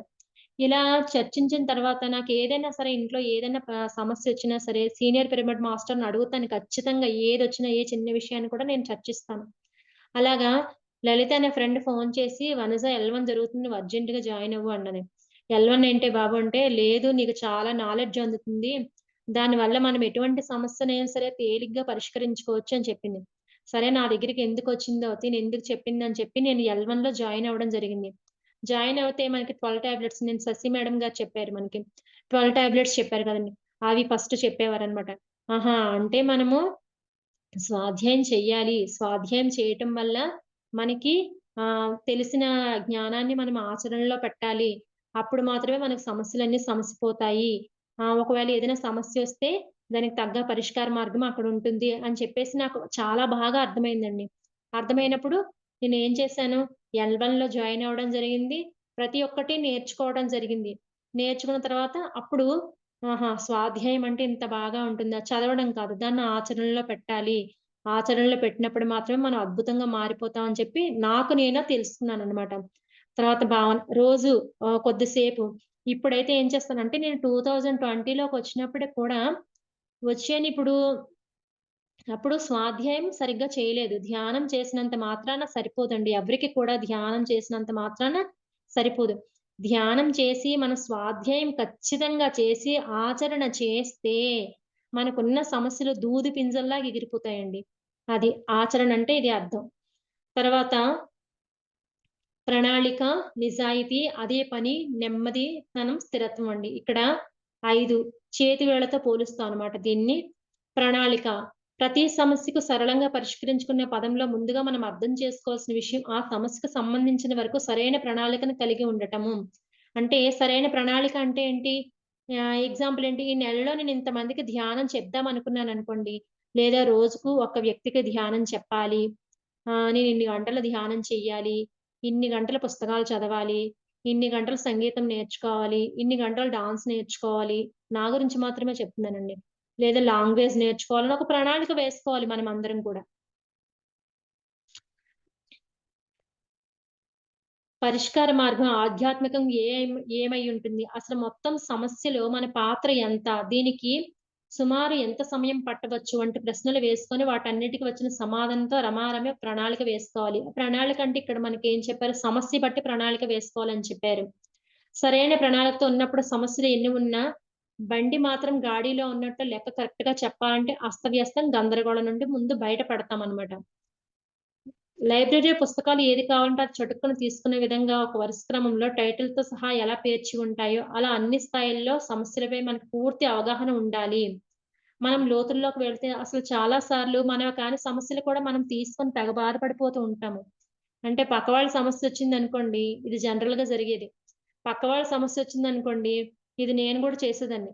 వస్తే, "అబ్బా! నీకంత సమస్యొచ్చిందా? అయితే నువ్వు అలా చెయ్యి, ఇలా చెయ్యి, అలా చెయ్యి" అనేసంటే మరి వాళ్ళ కర్మలో మనం వేలు పెట్టినట్లే కదండీ! ఎవరి సమస్యను వాళ్ళు మాత్రమే పరిష్కరించుకునే దిశగా మన మార్గాన్ని నిర్దేశించాలి. కానీ అలా వచ్చింది, ఇలా వచ్చింది, ఇలా చెయ్యు, అలా చెయ్యి అని చెప్పేసి మనం వేలు పెట్టకూడదు కదా! ఆ వేళ్ళు కూడా పెడుతూ ఉండేదాన్ని. పెడుతున్నప్పుడు వాళ్ళ కర్మలో వేలు పెట్టి, మనం కూడా దాన్ని మోస్తూ ఉంటాం అనమాట.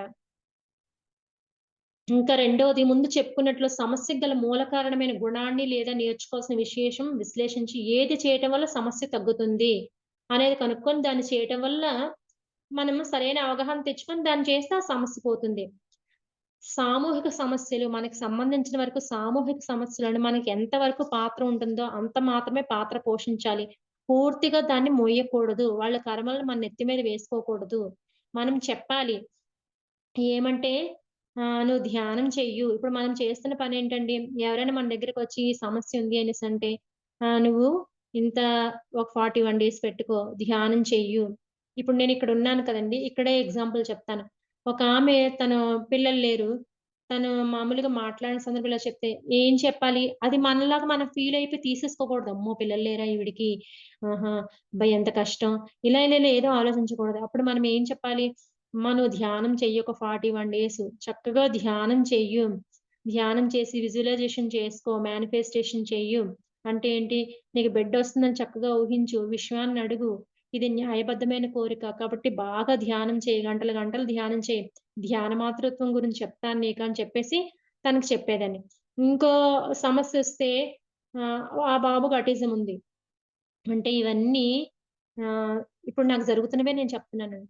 ఆటిజం ఉంది ఆ బాబుకి. ఆటిజం ఉంది. "నువ్వు ధ్యానం చెయ్యమ్మా. బాబుని డిస్టర్బ్ చేయకు. ముందు నువ్వు ధ్యానం చెయ్యు. నెమ్మదిగా దాని తాలూకాది నేను గైడెన్స్ ఇస్తాను" అని చెప్పేదాన్ని. ఇంతకుముందు ఏం చేసేదాన్ని ధ్యానం తెలిసినా సరే వాళ్ళదేదో సమస్యను నాలా ఫీల్ అయిపోయి, నా నెత్తి మీద మోసుకొని, నాకు వ్యాధి తెచ్చుకునేదాన్ని. అలా కూడా మనం చేయకూడదు. మనం ఏం చేయాలంటే వాళ్ళకి తగ్గ సమస్యకి పరిష్కార మార్గాన్ని చూపించాలి. ధ్యానం చెయ్యి ఒక మంచి పుస్తకం ఇచ్చి, ఆ పిల్లలు లేరు ధ్యాన మాతృత్వం ఇవ్వాలి. ఆటిజం, ఆటిజం అయితే నీ బిడ్డకి సంబంధించి నువ్వు ధ్యానం చెయ్యు, పిరమిడ్ ధ్యానం చెయ్యు. చక్కగా బాబు చేత తల్లిదండ్రులు మీరు శాకాహారం పాటించండి. ఇలాగా మనం వాళ్ళకి చక్కగా 10 ఎనర్జీ సపోర్ట్స్ ఇవ్వాలి కదా! అలా ఇస్తూ ఉన్నానన్నమాట. అది. మనకొచ్చిన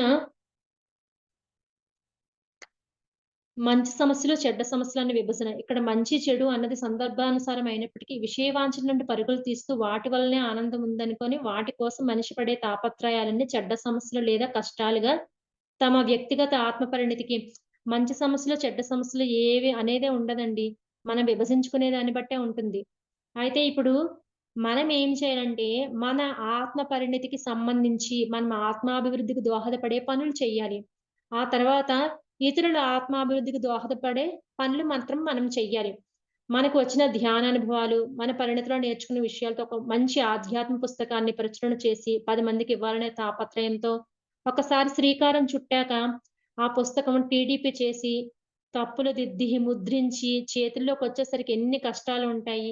అది కేవలం ఆ పని చేసిన వారికే తెలుస్తుంది. ఇక్కడ మనం చేస్తున్న పని సమాజ ఆత్మ ఉన్నతి కోసం. అంటే ఒక మంచి పుస్తకం ముద్రించి ఇస్తే ఏమవుతుందండి, ఒక్క మనిషి మారినా చాలు మనకి. మా వీధిలో అందరికి ఆవిడ పిలిచి ధ్యానం చెప్పారు. ప్రతి ఒక్కరికి పిలిచి ధ్యానం చెప్పారు చాలా రోజులు. కానీ ఎవ్వరు కూడా ధ్యానాన్ని స్వీకరించలేదు. నేనొక్కడిదాన్ని మాత్రమే అందులో ధ్యానాన్ని స్వీకరించాను. అంటే అక్కడ వీధి మొత్తానికి ఒక్కరిదాన్ని తయారయ్యానండి.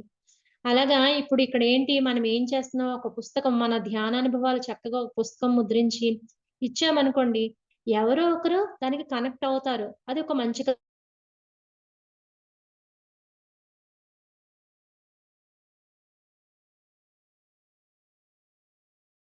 అక్కడ తయారు చేయడం ఎంతో కష్టంతో కూడుకున్న పని. వయసయిపోయింది. అంటే ఇప్పుడు నేనిక్కడ ఒరిస్సా వచ్చానండి. ఇక్కడ నేను అనకాపల్లి నాది. ఒరిస్సా. ఒరిస్సా అంటే లాంగ్వేజ్ ఏంటి? ఒరియా.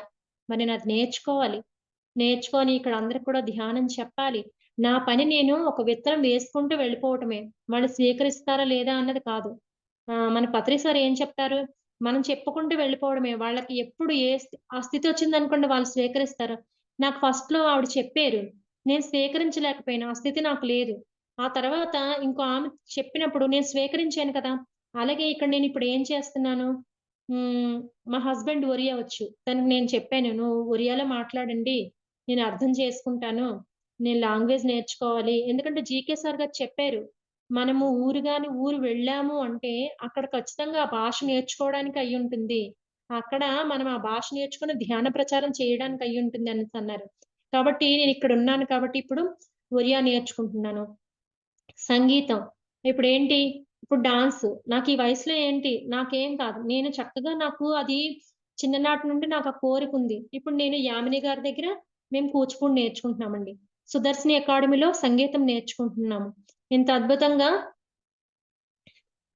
అనుకోకుండా కళకి వయసుతో నిమిత్తం లేదు.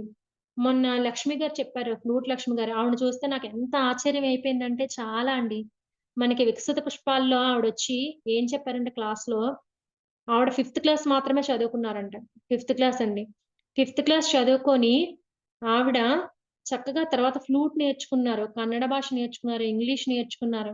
చక్కగా ఇప్పుడు ఫారెన్ వెళ్ళి ఆవిడ ఎంత అద్భుతంగా క్లాసులు చెప్తున్నారండి. ఆవిడ చదువుకున్నదేంటి ఫిఫ్త్ క్లాసు. కానీ ధ్యానంలోకొచ్చిన తర్వాత ఇప్పుడు ఎంఏ కూడా చేశానని చెప్పారు. చూడండి ఎలా మార్పు చెందారో దశల దశల వారీగా. ఇది ఎవరైనా మనకు చెప్తున్నారా? మనకు చెప్పటం లేదు. మనం ఎప్పుడైతే ధ్యానం చేస్తూ ఉన్నామో మనలో మనమున్న అద్భుతంగా మనలో ఏవైతే కళలన్నీ ఉన్నాయో అవన్నీ కూడా బయటకి ఎంత అద్భుతంగా వస్తున్నాయండి. ఇప్పుడు నేను సంగీతం నేర్చుకుంటున్నాను. సంగీత అన్నమాచార్య సంకీర్తనలు పాడేదాన్ని. అది వేరుగా ఉండేది. ఇప్పుడేంటి సరిగమ నుంచి బేసిక్ నుంచి నేర్చుకుంటున్నాను. అంటే ఇంకా అద్భుతంగా పాడాలి. డాన్స్ నేర్చుకుంటున్నాను. మామూలుగా డాన్స్ వేసేదాన్ని. కానీ ఇప్పుడు డాన్స్ ఏంటంటే ఇంకా చక్కగా అద్భుతంగా వేయాలి. మామూలుగా చేసేదానికి కూడా ఇలా అద్భుతంగా నేర్చుకునేదానికి ఎంత అద్భుతంగా ఉంటుందండి. నేర్చుకున్న కళతో మరింత ఆనందాన్ని పొందడం. ఇప్పుడు మనకి అక్కడ ఒక ధ్యాన మహాచక్రం అయిందని చక్కగా పాడగలుగుతాం ఇలా పాటలు నేర్చుకునేటప్పుడు. డాన్స్ నేర్చుకున్నామనుకోండి, మనం ఆనందిస్తాము. ఎదుటి వాళ్ళని ఆనందించగలుగుతాము. అలా ఆత్మ ఉన్నతికి ఉపయోగపడే కష్టాలను మంచి కష్టాలుగా పేర్కొంటారు. ఇప్పుడు నేను మంచి కష్టాలు ఎదుర్కొంటున్నాను. అంటే ఇక్కడ నాకు తెలియని భాషలోకొచ్చాను. ఇక్కడ నేర్చుకోవాలి. సంగీతం నేర్చుకుంటున్నాను. డాన్స్ నేర్చుకుంటున్నాను. ఇప్పుడిక్కడ అందరికీ నేను ధ్యానం చెప్పాలి. అంటే ఈ భాష నేర్చుకొని ఇక్కడ అందరికీ ధ్యానం చెప్పాలి. నేను స్వీకరించానట మంచి కష్టాలు. ఇది ప్రణాళికలో ప్రధానంగా చేయవలసిన పని మంచి కష్టాలుగా ఎన్నుకొని వాటినే పురుష ప్రయత్నంలో ఛేదిస్తూ ఉండడం. నేను ఛేదిస్తున్నాను ప్రస్తుతానికి నేను చేసే పని. ఈ సందర్భంలో మనం గుర్తు తెచ్చుకోవాల్సిన ముఖ్యమైన విషయం తమ ఆత్మ ఉన్నతికి లేదా ఇతరుల ఆత్మ ఉన్నతికి ఉపయోగపడే ఏ చర్య అయినా ప్రేమనబడుతుంది. అయితే కాబట్టి నిజమైన ప్రేమతో జీవించాలంటే మంచి సమస్యలు ఎన్నుకొని వాటితో మాత్రమే జీవించాలి. విషయానందాలను వెనువెంటనే రావాలే కానీ మనం వాటి వెంబడి పోకూడదు. ఒక్కొక్కసారి పోయినా ఆ సమస్య కూడా మనం తెచ్చుకుంటామండి. నేను తెచ్చుకునేదాన్ని అలాగే. అప్పుడు మళ్ళా వెంటనే రియలైజ్ అయ్యేదాన్ని. అబ్బా! ఇలా కాదు నేను ఇలా చేయకూడదు అని చెప్పేసి. ఇక్కడ కోరిక వద్దని కాదు. కోరిన కోరిక లేదా దృష్టిని ఆత్మానందం వైపు ఉంచి ఊరికే వచ్చిన విషయానందాలు ఎంచక్కా అనుభవించవచ్చు. మితిమీరిన కోరిక మాత్రం ఉండకూడదు. శారీరకంగాన ప్రతి అనారోగ్యం వెనుక తప్పకుండా విజ్ఞానమయ కోశంలో అవగాహన లోపం లేదా అజ్ఞానం దాగి ఉంటుంది. కాబట్టి ప్రణాళికలో మన అవగాహన పెంచేందుకు తోడ్పడే ఆత్మజ్ఞాన అభివృద్ధికి ధ్యాన, స్వాధ్యాయ, సజ్జన సాంగత్యాలు పెద్దపీట వేసినప్పుడే నిజంగా మన సమస్య నుండి బయటపడగలుగుతాం. అంటే ఇప్పుడు మనకేం చెప్తున్నారు ఇక్కడ? ధ్యానం చేయమంటున్నారు, స్వాధ్యాయం చేయమంటున్నారు, సజ్జన సాంగత్యం చేయమంటున్నారు. ఈ 3 ఒక త్రిరత్నాలు. పత్రి సార్ చెప్పారు గదండీ మనకి. ఎప్పుడైతే ఈ త్రిరత్నాల్ని కూడా మనం ఖచ్చితంగా మన జీవితంలోకి ఆహ్వానించి చేయగలుగుతామో, ఏ సమస్యలైనా సరే ఇట్టే దూది పింజల్లో ఎగిరిపోతూ ఉంటాయన్నమాట. అది నాకు తెలియకుండానే చాలా జరుగుతూ ఉన్నాయి. అబ్బా! ఏంటిది నేను ధ్యానం చేస్తాను. ఒక 3 అవర్స్ ధ్యానం, ఒక గంట స్వాధ్యాయం, సజ్జన సాంగత్యం మన వీలు బట్టి. అంటే మనకి 24 గంటలుంటుంది టైము. ఆ టైంలో మనం ఏం చేస్తాము? ఒక 3 గంటలు మార్నింగ్ ఓ 1 అవర్ అయిపోతుంది. మధ్యాహ్నం లేదా సాయంత్రం 1 అవర్ లేదా రాత్రి. మనం మొత్తానికి 3 గంటలు ధ్యానం ఎంత అద్భుతంగా తయారైపోతామంటే నిజంగా చాలా అద్భుతం అన్నమాట. స్వాధ్యాయం ఒక గంట ఏదో పుస్తకం మీకు నచ్చిన పుస్తకం తీసుకొని చక్కగా చదువుతూ ఉంటే, అందులో మంచి పాయింట్స్ పక్కన రాసుకొని దాన్ని ఆచరణ పెడుతూ ఉంటే, ఇదేమి మనకి డబ్బుతో కూడుకున్న పనా? ఏం కాదు కదండీ! మనకి మనం చేసుకునేవి. మనకి మన సమస్యలు తీర్చుకునేవి. ఇన్నాళ్ళు నేను ఏం చేసేదాన్నంటే ఏదైనా సమస్యొచ్చిందనుకోండి, ఏదైనా జ్యోతిష్కుడి దగ్గర పరిగెట్టడం, 10,000 ఇచ్చేయడం. ఏంటి ఆ సమస్య తగ్గుతుందని నమ్మకం అంతే. అంతకు మించి ఇంకేం లేదు. ఇప్పుడేం చేస్తున్నాను చక్కగా ఏ సమస్యొచ్చినా సరే ధ్యానం చేస్తున్నాను. ధ్యానం చేసి స్వాధ్యాయం చేస్తున్నాను. అబ్బా! ఈ సమస్యొచ్చిందా? నేను దీన్ని తీసుకోవాలా? నా సీనియర్ పిరమిడ్ మాస్టర్‌కి చెప్తున్నాను.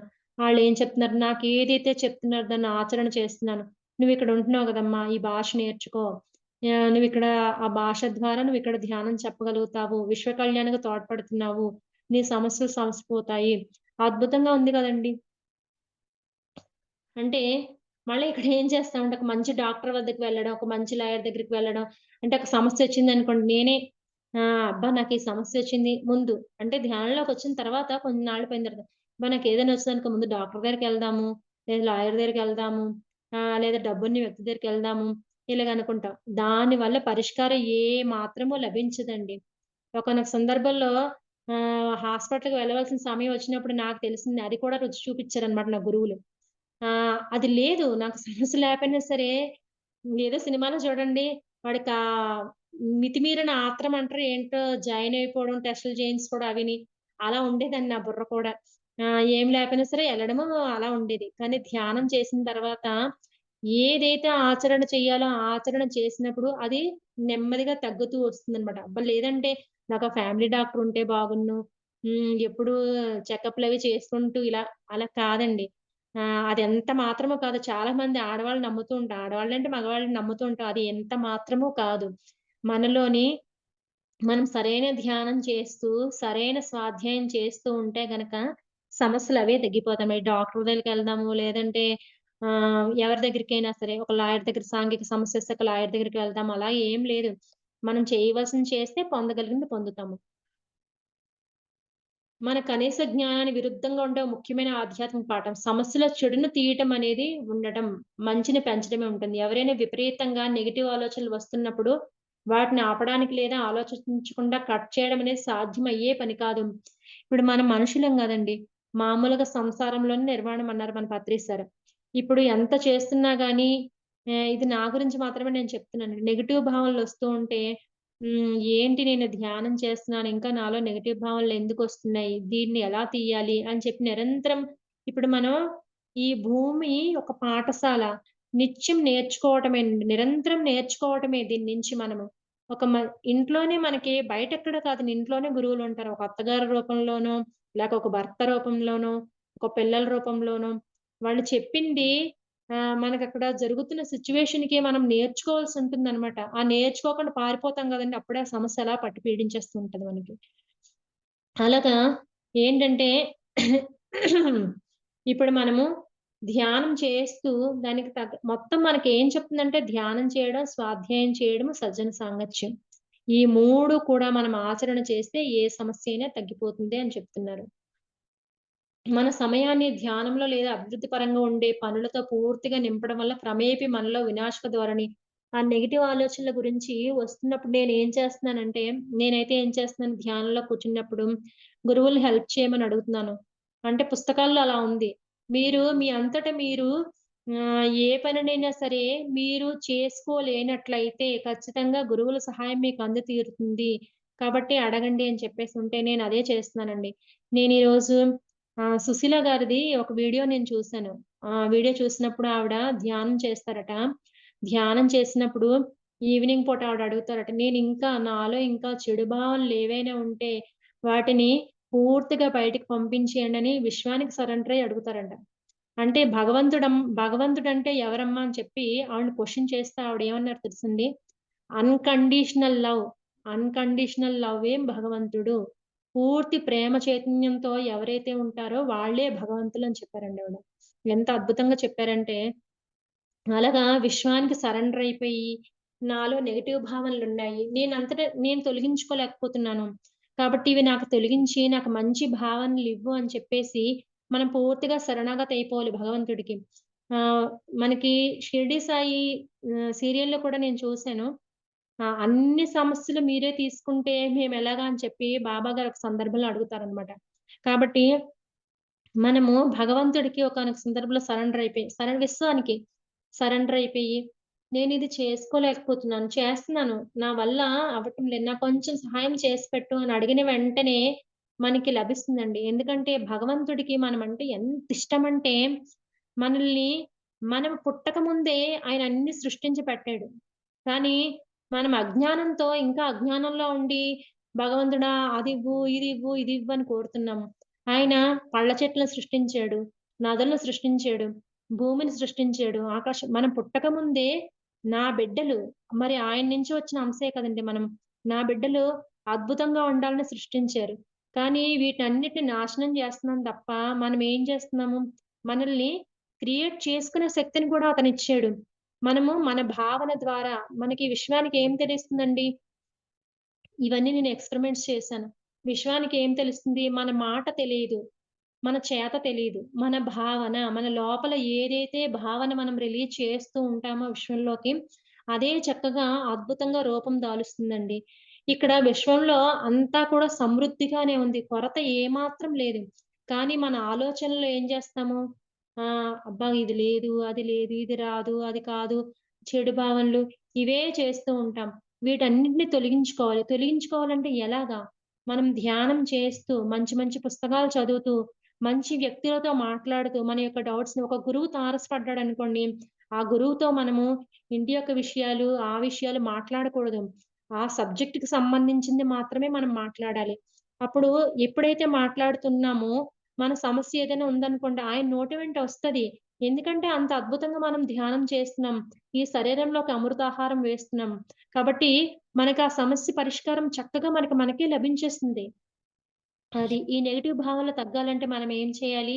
మనలో కూర్చొని ధ్యానం చేస్తున్నప్పుడు విశ్వానికి సరెండర్ అయ్యి చెప్తూ ఉంటే, ఆ నెగెటివ్ భావనలు క్రమేపీ తగ్గుముఖం పడుతూ వస్తూ ఉంటాయండి.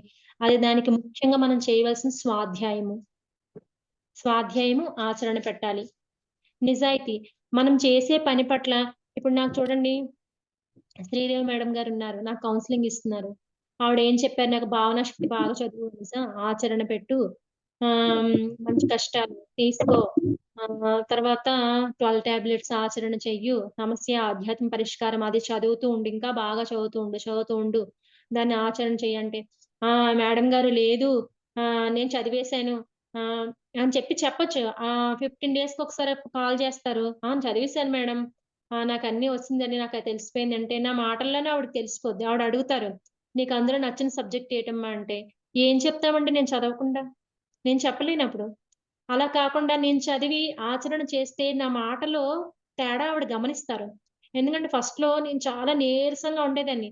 మాట్లాడితే మేడం గారు నాకస్సలు బాగోలేదండి. నేను పని చేసుకోలేకపోతున్నానండి. నడవలేకపోతున్నానండి అని చెప్పేసి అనేదాన్ని. ఇప్పుడు మేడం గారు కాల్ చేస్తే ఏం చెప్తున్నాను, "బావుంది మేడం. నాకు ఎనర్జీ లాస్ అనిపించడం లేదు." ఎందుకంటే ఆవిడ నాకు ప్రిఫర్ చేశారు. ఏంటి 3 గంటలు ధ్యానం చెయ్యమ్మా అన్నారు. నేను ఎర్లీ మార్నింగ్ 5కి లెగుస్తున్నాను. 5:15 కల్లా లెగుస్తున్నాను. చక్కగా 7 వరకు ధ్యానం చేస్తున్నా. అప్పుడు ఎనర్జీ గెయిన్ చేస్తున్నాను కదండీ! నా ఇంట్లో పనులన్నీ చేస్తున్నాను. చేసుకొని 11 కల్లాగా ఒక స్వాధ్యాయం చేస్తున్నాను. అది నిజాయితీయే కదా! ఆ తర్వాత ఏం చేస్తుంది సజ్జన సాంగత్యం. పిరమిడ్ మాస్టర్స్ ఉంటే వాళ్ళతో మాట్లాడి, నాకు తెలియని విషయాలు నేను తెలుసుకుంటూ ఉన్నాను. మనకి జూమ్‌లో చక్కగా ఈ పుస్తకాలు హ్మ్, మొన్న సరోజ మల్లికార్జున్ ఆవిడ అనస్థీషియా గురించి చెప్పారు. అది విన్నాను. ఆహా! ఇలా ఉంటాడా భగవంతుడు అని తెలుసుకున్నాను. అంటే నిజాయితీగా ఉండడం. మనకి ఎవరైతే ఏదైతే చెయ్యమని చెప్పారో అది చేస్తే కదండీ మనం ఆ సమస్య నుంచి బయటపడతాం. ఏమి చేయకుండా మేడం గారు 15 డేస్ పోయిన తర్వాత ఫోను జేస్తారు అంటే, మనకు ఆ సమస్య ఎలా పరిష్కారం అవుతుంది? కాబట్టి మనం నిజాయితీ అంటే ఇదే అర్థం ఇంకేం లేదు.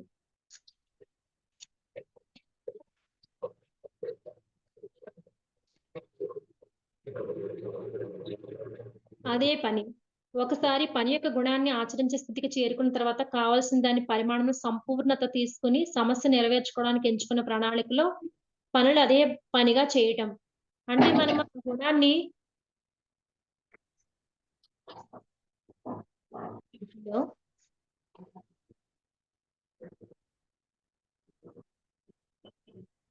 టైమ్ అయిపోయింది. అదే మేడం. అదే పనిగా చేయడం అంటే, ఇప్పుడు నేను ఏం చేస్తున్నాను ఇప్పుడు చక్కగా మేడం గారు ఏదైతే చెప్పారో, నాకేదైతే ప్రాబ్లమ్ ఉందో అది గుణాన్ని సరిచేసుకోవడము, ఆ సరిచేసుకొని ఆ గుణాన్ని పెంచుకోవడం వల్ల నేను ఆ సమస్యని పరిష్కరించుకొని అదే పనిగా చేస్తున్నాను.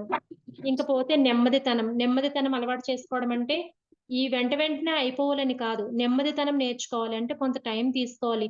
ఇది ఆచరణలో పెట్టుకోవడానికి మనం ఎలాగైతే మనం సమయాన్ని తీసుకుంటామో, ఆ సమయాన్ని తీసుకోవడం నెమ్మదితనం. ఇంతేనండి.